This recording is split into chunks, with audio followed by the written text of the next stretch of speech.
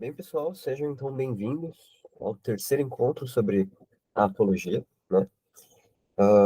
Como faz algum tempo desde o nosso último encontro, então vou fazer uma breve revisão sobre o que a gente viu até agora, né?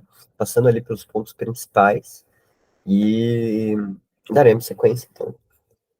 Bem, então, como eu falei, né, a apologia é um diálogo que desde sempre foi tido como introdutório à filosofia do Platão, né? Porque o diálogo vai operar uma defesa, não exatamente de Sócrates, né, mas da filosofia do Platão. E, aliás, né, da filosofia do Sócrates.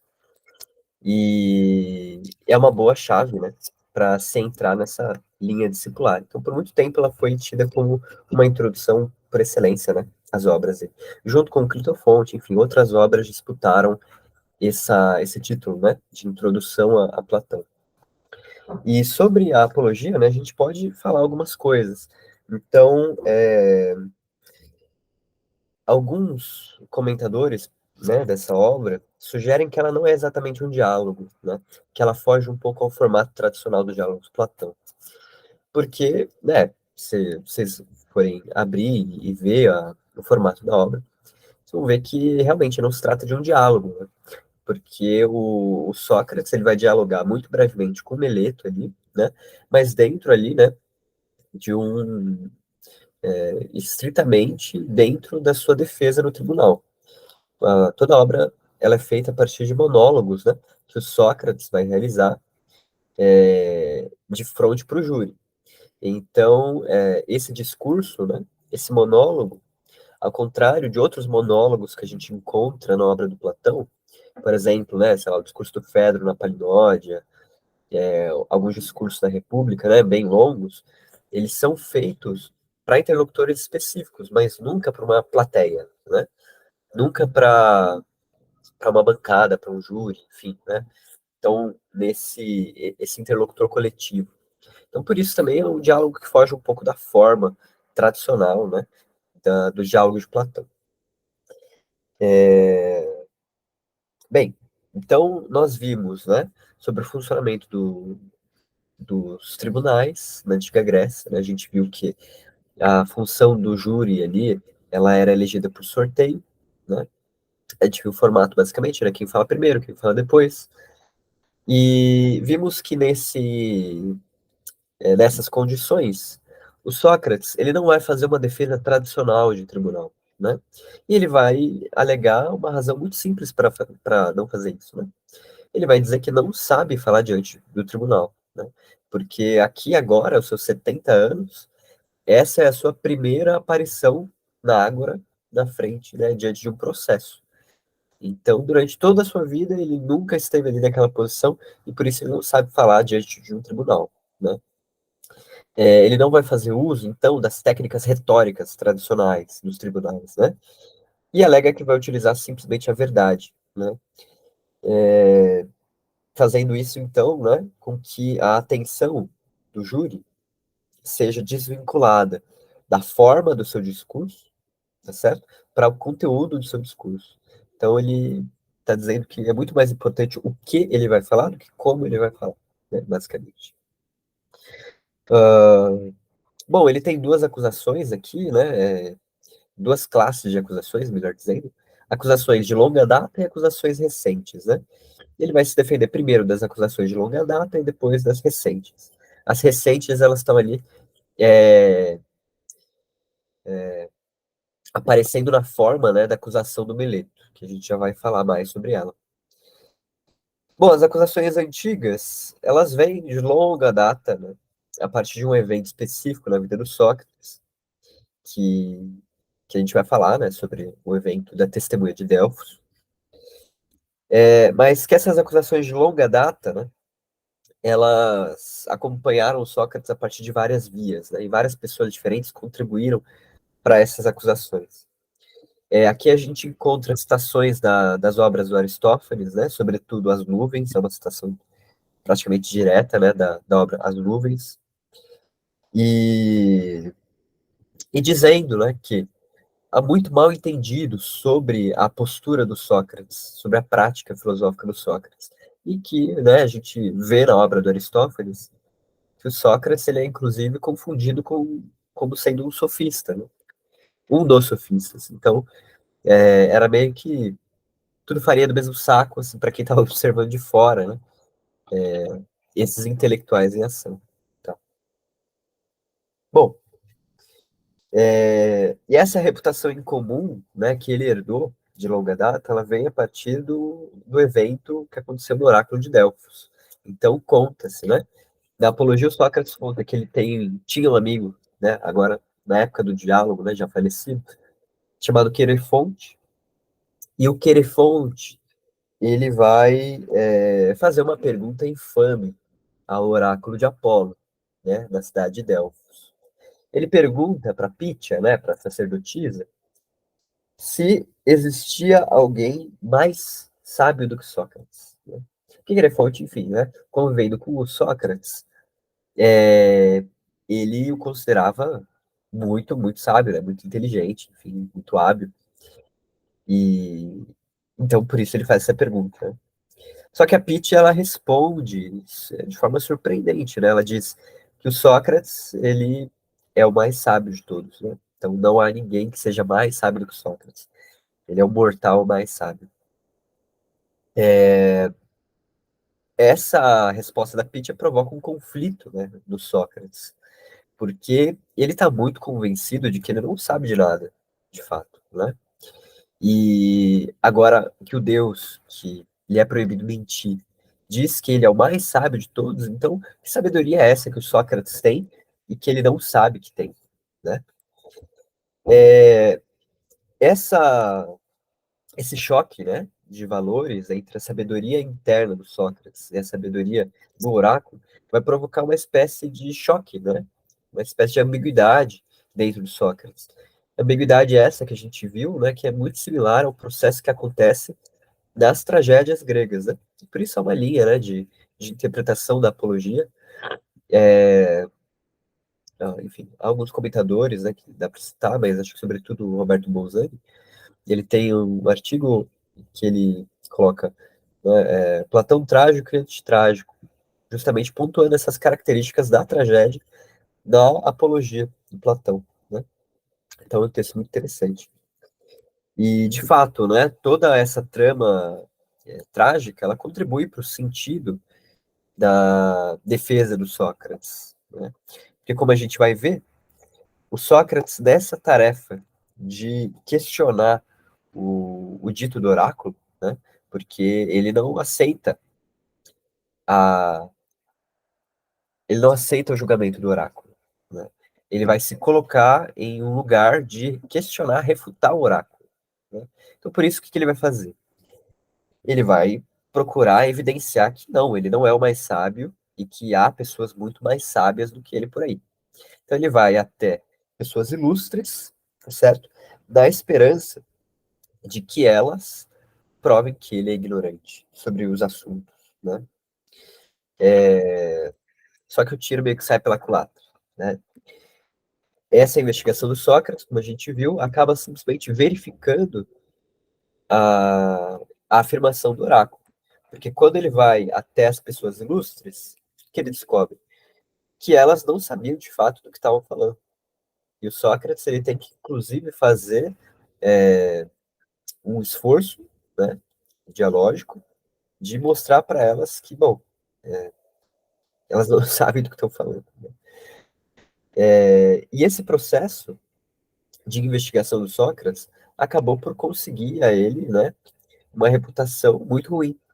Porque quando ele provava que essas pessoas ilustres não sabiam de nada, ele simplesmente conseguia o ódio delas para toda a eternidade. Então, é uma atividade complicada essa do Sócrates. Mas, de fato, ele percebe que o oráculo tinha razão e vê que ele, de fato, possuía um tipo peculiar de sabedoria. Talvez a sabedoria, né, a única sabedoria que os seres humanos possam possuir, que é a sabedoria acerca da própria ignorância. Então, daí que vem, né, aquela, aquela frase que já ficou cunhada, né, como sendo símbolo da atividade socrática, que é o só sei que nada sei, tá certo? Que a gente encontra ali em 21D, 21E, na apologia, né? Sócrates chega a essa conclusão. É, Outra conclusão que ele chega dessa busca é que quanto mais reputação, né, quanto mais doxa, quanto mais reputação as pessoas tinham, maior era a sua ignorância, porque mais eles acreditavam que sabiam, né? Quanto maior a reputação que eles tinham. É, Isso também é uma conclusão interessante que Sócrates vai chegar, que vai ser relevante em toda a obra do Platão, né? Como a gente pode ver na República, por exemplo, né? Por exemplo, porque é um dos vários diálogos que tratam disso, né? Na República há um vínculo estreito entre doxa e ilusão ou ignorância, né? Ou entre doxa e conhecimento falso. Então, essa conclusão é também muito importante, né? Quanto mais reputação, mais ignorância a pessoa tem. E as três classes de pessoas que ele indagam se relacionam diferentemente com essa ignorância, né? Os políticos, de fato, né? Eles não sabiam, apesar de muito acharem saber sobre os temas que eles tratavam. Os poetas, que compunham obras, né, consideradas belas e tal, quando Sócrates pergunta para eles o que faz essa obra uma obra bela, ele percebe que os poetas eles não atingiam a beleza das suas obras pelo conhecimento do que seja de fato a beleza, mas por um talento, né, uma inspiração genuína, mas não por conhecimento, por uma forma de intuição. E os artesãos talvez sejam uma das classes mais interessantes, né, aonde essa análise nos leva, porque ele percebe que os artesãos de fato sabem muitas coisas sobre várias atividades diferentes, né? Eles têm um saber de manipulação material muito válido, né? Só que qual que é o problema? Só que pelo sucesso que eles têm em determinada área, né, ou seja, nessa manipulação material, eles acham que são sábios também em outras artes que não são. Então, esse erro, né, de considerar-se sábio em outras áreas que não a sua, obscurece a sua sabedoria inicial. E eles acabam também não sendo sábios nem naquilo que eles fazem, né? A gente encontra outras menções a isso também na República, né? Deixando como outra fonte aí para vocês. Bom, então os resultados da busca vocês podem encontrar em 23A na Apologia, tá? O Sócrates ele pontuou de maneira bem sistemática os resultados dessa busca. E no fim das contas, o resultado qual que é, né? Uma reputação difícil de aplacar. Sócrates, ele passa a ser odiado por toda a cidade, né? Essa reputação que ele tem passa a ser vigente em toda a cidade. Por quê? Né? Por alguns mal-entendidos que se fizeram durante esse processo de elencos, né? Durante esse processo de refutação de Sócrates. O primeiro mal-entendido, ele vai dizer que os seus interlocutores julgaram que o fato de Sócrates refutar as suas concepções sobre o que era verdadeiro, o que era certo, fazia com que Sócrates fosse o detentor dessa sabedoria que ele estava questionando, né? Daí que vem a fama da ironia socrática, né? Então, por exemplo, né? Quando Sócrates dizia o que é o justo, né? E aí você respondia o que é o justo, e o Sócrates falava, bom, não, isso não é o justo, por isso e isso, né? Você está sendo incoerente aqui e ali. E aí, o que acontecia, né? Você poderia pensar, nossa, esse cara, ele tá simplesmente brincando comigo, porque ele sabe o que é justiça e tá me fazendo passar vergonha, né? Só que ele também não quer falar para mim o que é justiça, porque quando se perguntava por Sócrates, né?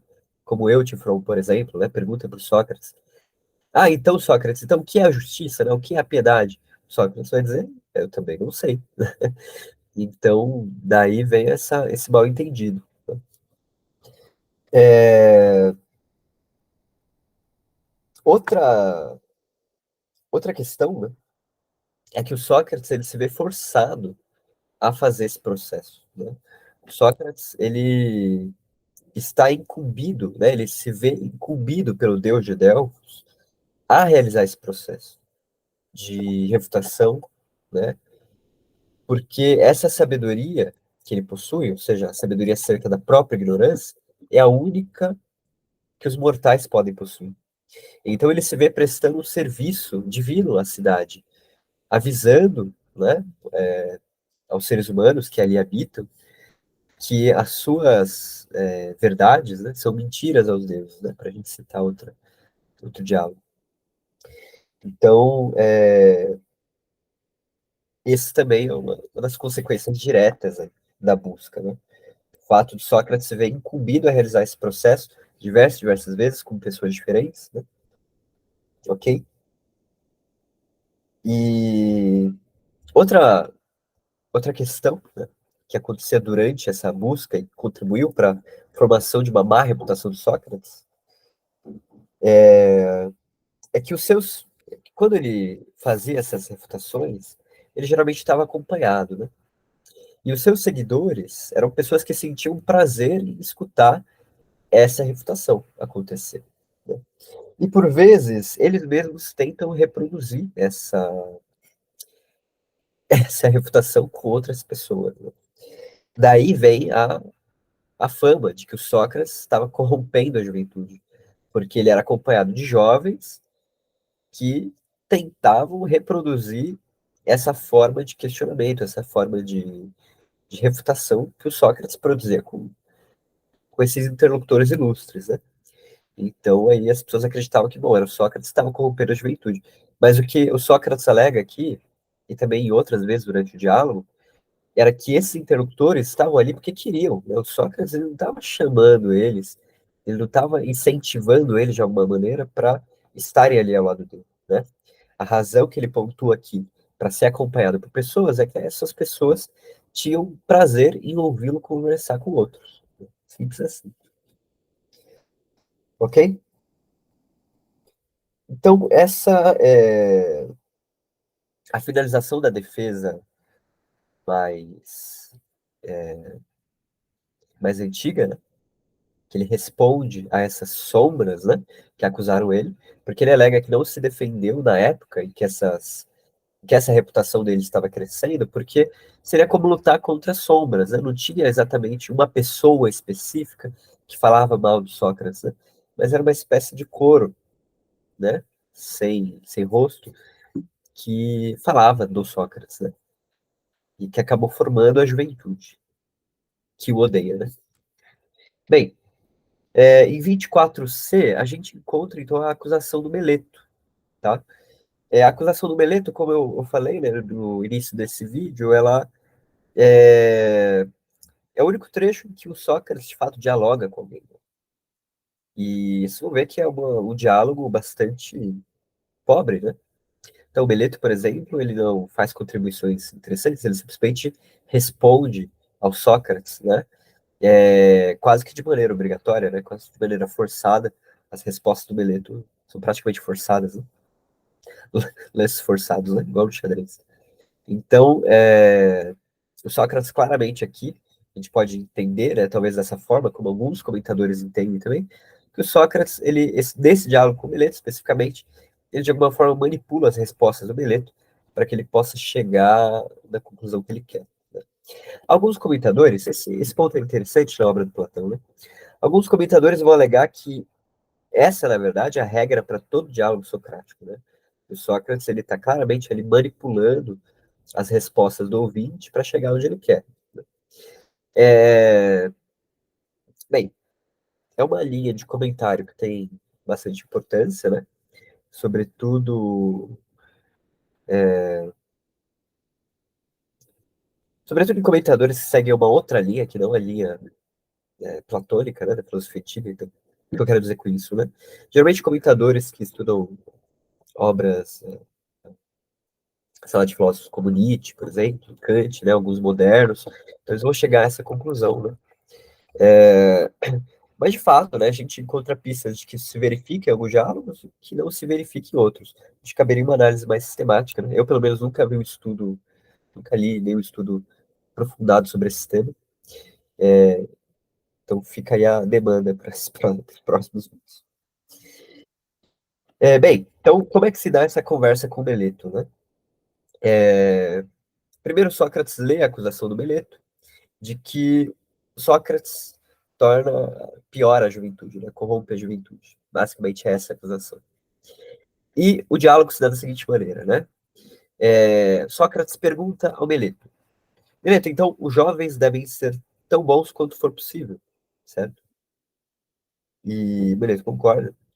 E quem torna os jovens melhores? O Meleto responde que são as leis, que são os juristas que tornam os homens, né, os jovens melhores. Ou seja, ele diz que é a atmosfera do tribunal, né? São as leis da cidade, enfim, aquilo que o Sócrates parece confrontar, enfrentar, né? É isso que torna os jovens melhores. Então, a resposta do Meleto é uma resposta que a gente poderia enxergar como uma resposta muito, com um objetivo muito claro, né? Que é ganhar o júri, evidentemente, né? Claro que a gente não vê quais são os discursos dos acusadores do Sócrates aqui na apologia, mas ao que parece, né, pela como se dá a abertura do diálogo, esses discursos eles são os discursos clássicos de tribunal, né, preocupados sobretudo com a capacidade de convencer o tribunal a aderir à sua opinião. E é essa que o Sócrates não segue, né? Bem, então depois que o Meleto responde que são as leis e os juristas que formam os jovens, né, o Sócrates ele vai continuar perguntando. Tá, ok, né? São os juristas que são capazes de educar e melhorar os jovens. Mas todos os juristas, né? Ou alguns deles. Detalhe, né? Juristas, os que estão no tribunal, né? Então, quase como se ele estivesse referindo à totalidade dos cidadãos de Atenas. E aí o Meleto responde que são todos eles que educam e melhoram os jovens. E Sócrates vai pontuando, né? Para crescer esse grupo do qual o Meleto fala. A audiência torna eles melhores? E o Meleto vai falar, sim, torna. O conselho, sim, né? E os membros da Assembleia, todos eles tornam os jovens melhores. E aí o Sócrates chega assim, conclusão, bom, então daqui, né, parece que todas as pessoas melhoram os jovens, e somente eu os pioro, tá certo? E o Meleto vai concordar, sim, é isso mesmo, Sócrates. E aí, Sócrates vai fazer aquele clássico, aquela clássica inversão, né? Bom, Meleto, mas veremos, né? Será que isso se aplica também aos cavalos, né? Os cavalos. Então, o que que o Sócrates está querendo dizer? Será que essa técnica, né? Ou seja, essa capacidade de melhorar os jovens, ela respeita as regras pelas quais as outras técnicas operam também, né? Então, melhorar os jovens, por exemplo, né? Todos melhoram os jovens. Será que também todos melhoram os cavalos? Né? Então, Sócrates vai perguntar isso. Quando você quer treinar um cavalo, por exemplo, você vai chamar qualquer pessoa, porque afinal de contas todos melhoram os cavalos, né? Então, qualquer pessoa é passível, né? E aí o Sócrates vai dizer muito claramente que, bom, com as outras técnicas não é assim que funciona. Geralmente são só alguns poucos que melhoram os jovens, né, que executam a técnica, enquanto outros são ignorantes daquela técnica, né? Então, evidentemente, né, o Sócrates não fala diretamente, mas através da sua ironia, né, é muito claro o que ele está dizendo aqui, né? De que na situação pontuada pelo Meleto, muito mais provável seria que o Sócrates fosse aquele que melhorasse a juventude, enquanto todos os outros restantes seriam ignorantes daquela arte. É isso que se diz aqui de forma indireta, né? Novamente, né, alguns comentadores dizem que talvez esse diálogo com o Meleto tenha contribuído 80% para a acusação do Sócrates, né?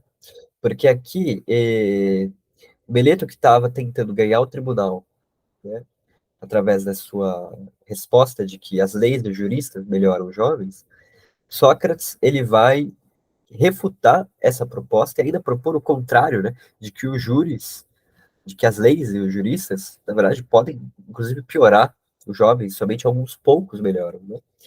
Então, muito provavelmente esse diálogo com Meleto contribuiu ativamente aqui na condenação do Sócrates, porque se percebe aqui, né, que ele não está disposto a ganhar o júri, de forma alguma, né? mesmo durante essa conversa com o Meleto, mesmo diante desse clima, né, extremamente hostil, ele ainda tenta chegar a alguma conclusão verdadeira sobre como funcionam as técnicas, né?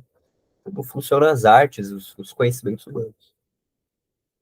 Então isso também é interessante e, novamente, né, como eu falei, configura uma defesa da filosofia e não uma defesa do Sócrates, exatamente, né? Lá para o fim do diálogo, ele vai explicar, ele vai justificar essa postura dele, dizendo que não vale a pena você procurar sobreviver, né, evitar a morte a qualquer custo. Enfim, então a gente vai chegar lá. Bom, terminada essa primeira parte, né, da refutação do Mileto, ele vai dizer que, bom, pessoas más, ou seja, né, aqueles que praticam o mal com seus próximos, né, e não com pessoas que estão distantes dele. E se eles praticam o mal com seus próximos, fazer mal aos seus próximos é se colocar à mercê, né, de que esse mal também seja feito a si mesmo. Então, fazer o mal é meio que uma faca de dois gumes, né? Quando você faz o mal, você está também esperando sofrer o mal. E por isso, se Sócrates faz algum mal à juventude, ele não devia ser punido por isso. Não devia estar no tribunal, porque, na verdade, ele estaria cometendo um dano contra si mesmo. E esse dano, ele é simplesmente fruto de ignorância, né? Então, por isso ele alega que não devia estar no tribunal, mas deveria ser ensinado a agir de outra maneira. Ele devia ser educado a agir de outra maneira. O seu erro devia ser explicado, né, explicitado para ele. Tá certo? Então, aqui é uma clássica condução também lógica, né, que a gente encontra em muitos lugares do Platão, que é se sim, então X. Se não, também X. Né? Ou seja, se Sócrates melhora a juventude, então ele não devia estar no tribunal. Agora, se ele não melhora a juventude, se ele faz mal para a juventude, é porque ele não sabe, então ele devia ser educado, então por isso também ele não deveria estar no tribunal. Tá? Então, se a gente encontra em outros lugares, né, é um jogo lógico, né? Se a gente puder interpretar dessa forma, também um jogo retórico. Né? Bem, se segue, né, a acusação do Meleto sobre a juventude, a acusação de que o Sócrates não acredita nos deuses da cidade, né? E que ele prega a existência de outros deuses, outras formas divinas, enfim. Né? Essa acusação é um pouco nublada, né? Porque ela não está exatamente dizendo o que está sendo condenado, porque não é uma condenação explícita ao ateísmo, por exemplo, mas a um tipo de religiosidade diferente, talvez uma religiosidade nociva, né? Enfim. Em 26D, o Meleto vai alegar que o Sócrates já disse que o Sol ele é uma pedra. Né? E aí, bom, sei lá, eu consigo meio que imaginar a cara do Sócrates, né, ouvindo isso. Mas o Sócrates ele vai dizer, bom, olha, Meleto, né, você, como qualquer outro que me acompanha, pode dizer que eu frequentemente discuto teorias de outros filósofos e não simplesmente as minhas concepções do universo, né? Então aqui ele diz que essa afirmação aconteceu dentro de um contexto em que ele estava discutindo a filosofia do Anaxágoras, tá certo? Um dos físicos, né? A gente chamava antigamente de pré-socráticos, tá? Então, esses filósofos físicos, filósofos da natureza, né? O Anaxágoras, ele chega a algumas conclusões cosmológicas que faziam ele dar algumas observações sobre o Sol, dizendo que ele se comporta como uma pedra. Né? Enfim, isso também falando muito, né, rasteiramente sobre a filosofia. Claro que há uma ideia mais simbólica, né, uma ideia mais elaborada sobre isso. E essa refutação dos deuses, ela termina de uma maneira muito simples, né? Mas também muito precisa, na minha opinião. O Sócrates ele diz o seguinte: olha, alguém poderia crer em atividades humanas sem crer em seres humanos? Alguém poderia, por exemplo, acreditar no tribunal sem acreditar os seres humanos que estão ali, na existência dos seres humanos, melhor dizendo? Então, evidentemente não, né? Para alguém acreditar em coisas humanas, precisa acreditar em humano, na existência de humanos. E o que Sócrates diz é que ele se comporta da mesma maneira em relação aos deuses. É muito claro que ele acredita nas coisas divinas. O próprio sinal, né, o seu daimon interno, é uma prova disso, né? Então seria impossível ele acreditar em coisas divinas sem acreditar em deuses, né, na existência dos deuses, tá certo?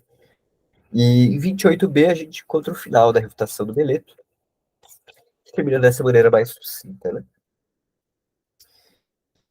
Ok? Bem, pessoal, então, é, por hoje eu vou ficar por aqui, tá certo? Eu peço desculpas a vocês pela minha voz fanha, né? Estou gripado. Mas é isso, as atividades seguem, né? Bem, pessoal, se tiver alguma dúvida, podem, né, quem estiver aí acompanhando pelo YouTube, para mim é uma novidade, né? Eu nunca tinha postado nada no YouTube, mas podem deixar aí nos comentários, podem me mandar e-mail se quiserem. E aos alunos do, dos encontros, né, do grupo de estudo sobre Platão, tenham um bom sábado e fiquem por aí. Até mais, gente.